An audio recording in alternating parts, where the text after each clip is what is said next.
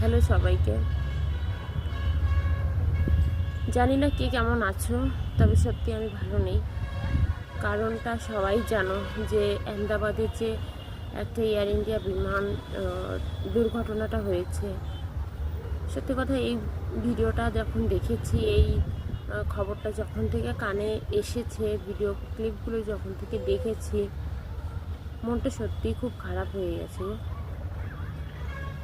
তাই ভাবলাম যে একটা ভিডিও করি।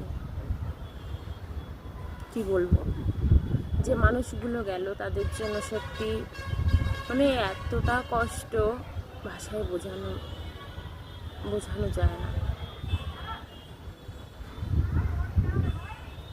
সত্যি বোঝানো যায় না। সেখান থেকে একজন ডাক্তার দম্পতিকেও দেখা যাচ্ছে, তেনারাও প্লেনে চড়েছিলেন পরিবারের সঙ্গে। সেখানে দুটো ছোট ছোট বাচ্চা, এবং দুটো নয়, তিনটে ছোট ছোট বাচ্চাকে নিয়ে তেনারা যাত্রা করেছিলেন। তেনারাও শেষ হয়ে, সত্যি ভয়ানক দুর্ঘটনাটা। বলার মতো কিছুই নেই, শুধু এইটুকু বলবো যে ভগবান, কেন করলে এমনটা?